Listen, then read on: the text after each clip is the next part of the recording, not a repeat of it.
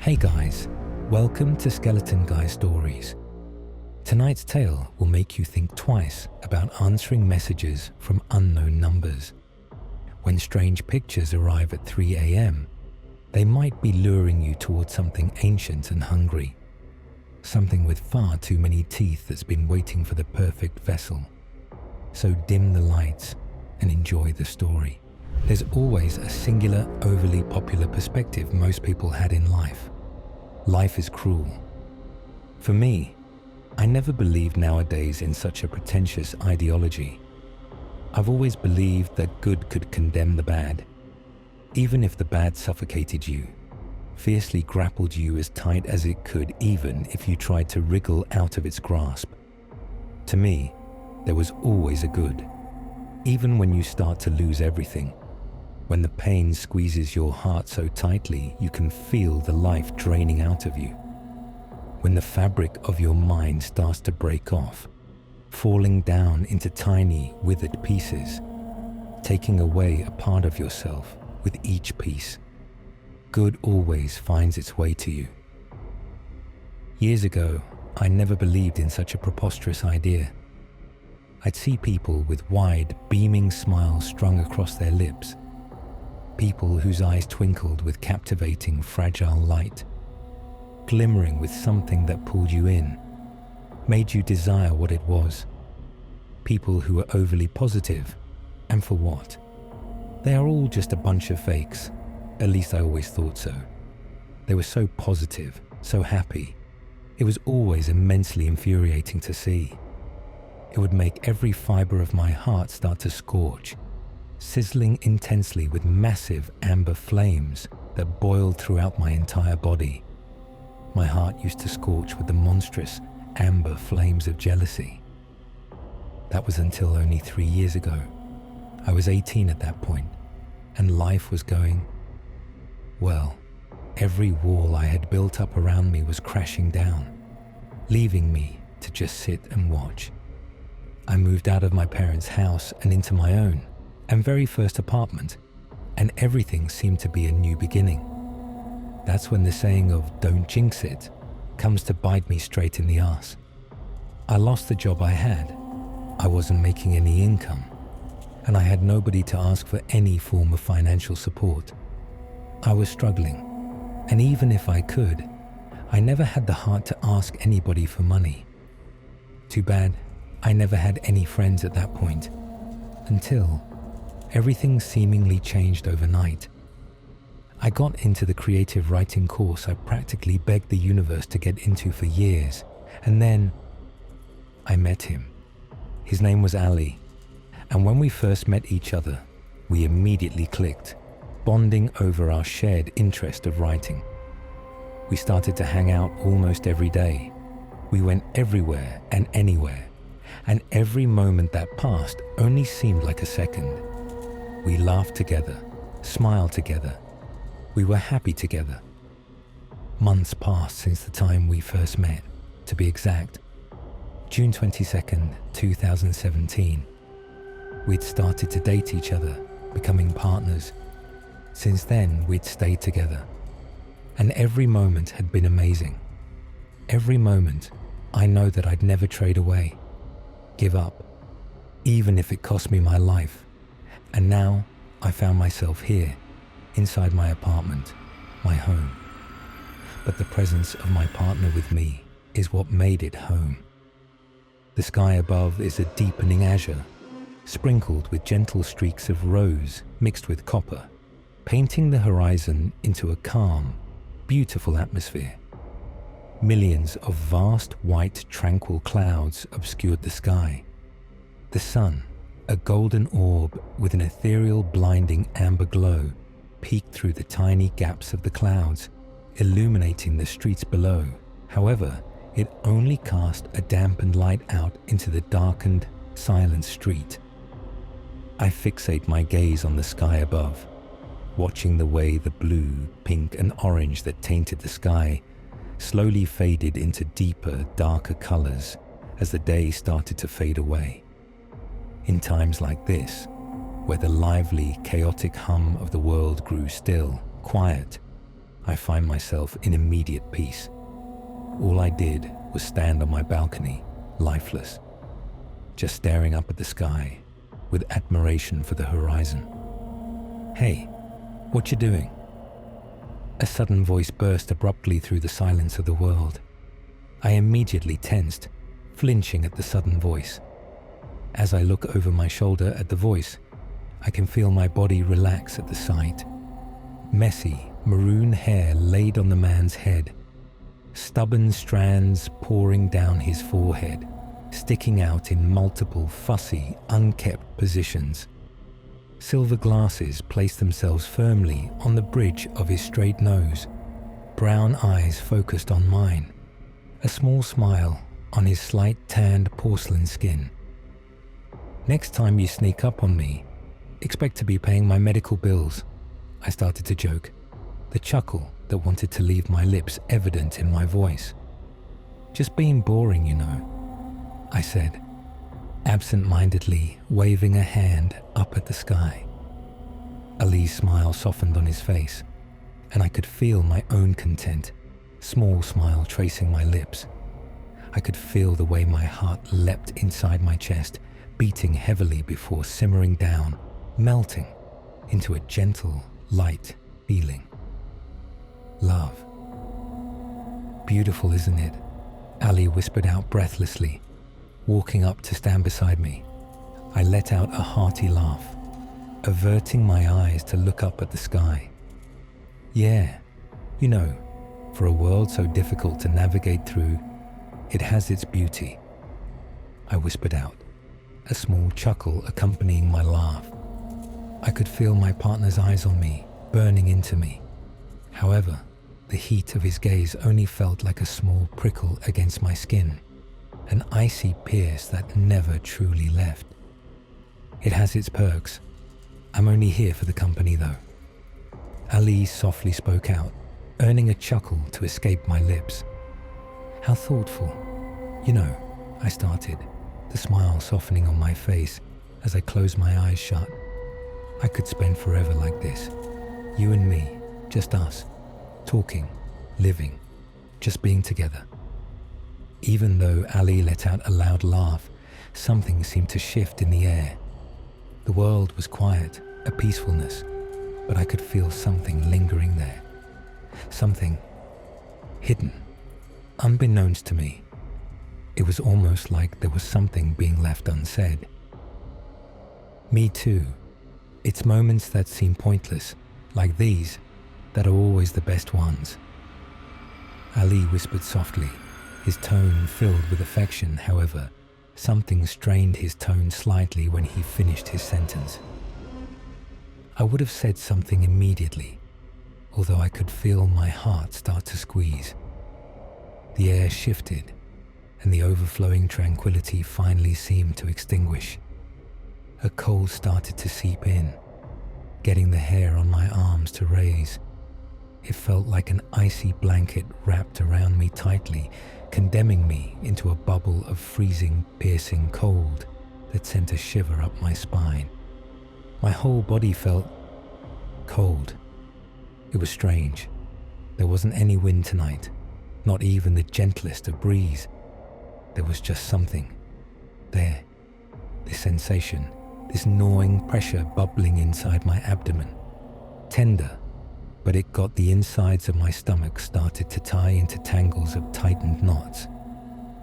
"Yeah, I can't imagine a life without you in it, you know. It wouldn't be a life worth living." I spoke out after a few moments of silence between us, and I could hear the slight sadness in my voice. It happened again.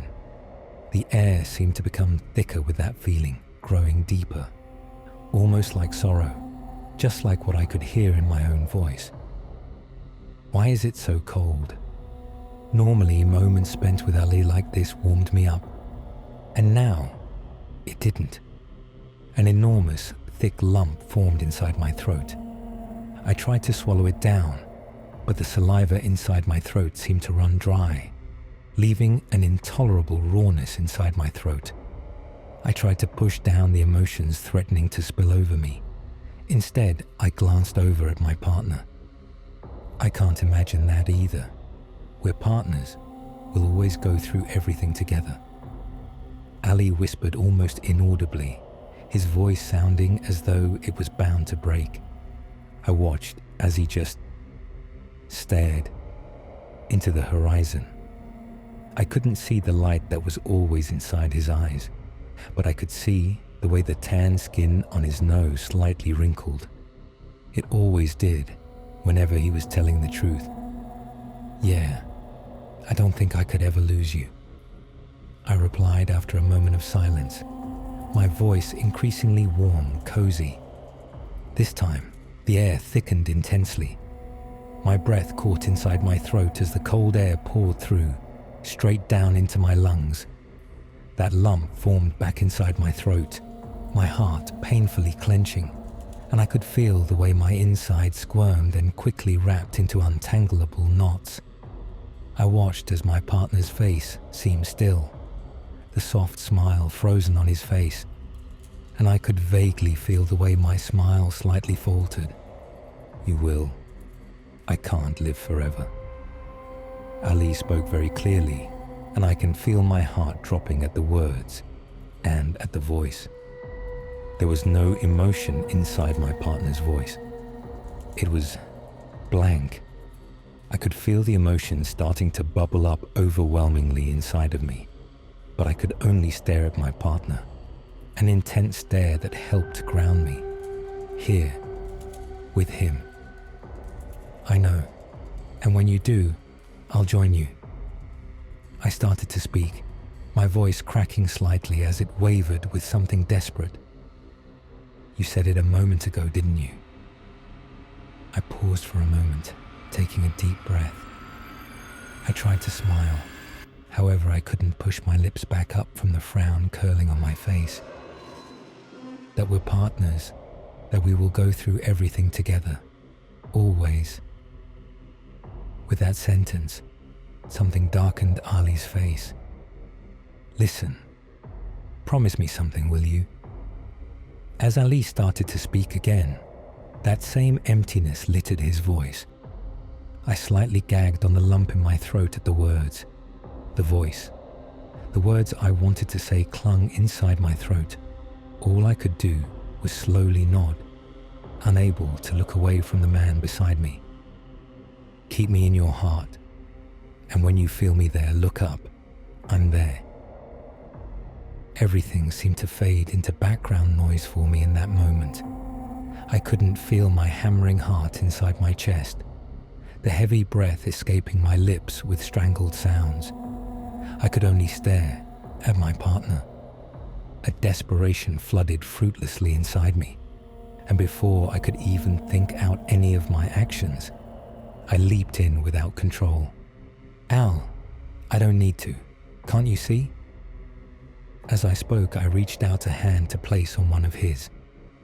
You're still here. You aren't gone. Cold. All I could feel was the cold. The soft, smooth skin I could feel underneath mine didn't have an ounce of warmth. My partner's skin felt stone cold. I could feel my heart aggressively skip a beat, pounding inside my ears. No, that wasn't normal. It wasn't cold out here. His body had no reason to be. Freezing. Silence. Moments ticked by underwhelming slowly, and not once did Ali turn his head to face me. Not once did he look at me. And as I looked closer at my partner, the horror crashed like massive, frothy waves colliding against endless grains of sand, sinking into my veins, just like the ocean waves dampened the granules of sand. Those brown eyes didn't shine with light, they were vacant. No longer a bright brown, it was darkened, glazed over to the brim. They looked lifeless, staring into the fading horizon unblinkingly. His tanned skin was paper white, not shining. It looked almost dead. My eyes widened in horror, a heavy weight pressing restlessly against me. My breathing grew into loud, laboring breaths, and the shock that pressed against me felt as though it pushed me roughly, and I stumbled back away from my partner. Just staring, wide-eyed with horror, lips parted slightly. The more I stared at him, the more something started to form inside my head. The more streaks of black started to flicker before me, blurring my vision. Something formed inside my head like a white cloud of fog, and it started to twirl into images. Images that seemed so familiar but foreign at the same time. "Hey, hang in there, Al." My voice broke as I yelled desperately, panic seeped into my voice and my body. Ali laid underneath me as I kneeled beside him, his eyes clenched shut. Something crimson stained his clothes in great clumps, splattered everywhere, even staining the ends of his cheeks. A gaping wound punctured his stomach, oozing sticky, sickening blood quickly. Stinging pricked my eyes, but I blinked them away violently, focusing on using both of my palms to push a piece of cloth against the stab wound, pressing my entire weight down to keep the pressure on the wound. Emotions racked me, fruitlessly, frantically, endlessly, but I kept going. The slow rise and fall of Ali's chest and the slightly heavy breathing he exhaled told me one thing. I had time to save him. "Cindy." My partner started to whisper weakly, breath heavy, almost like a burden inside his throat. Panic swelled up inside me more as my partner spoke, but I shook it off, swallowing the lump forming inside my throat. Words stuck inside my throat, but I never thought to interrupt the man below me. All I could do was keep trying to stop the blood leaking rapidly out of his wound. "Promise me." He cut himself off, voice breaking down. However, he kept going. "Something that you won't forget about me." Tears swelled up inside my eyes at those words, scorching hot before they cascaded gently down my cheeks, burning into my cheeks that started to grow numb. Everything went numb. The slow rise and fall of Ali's chest started to slow. The small warmth inside his body started to disappear. He was starting to disappear. At the sight, something seemed to break inside of me. I broke inside. The part of me Ali inhabited was fading, and I started to follow him. "I promise."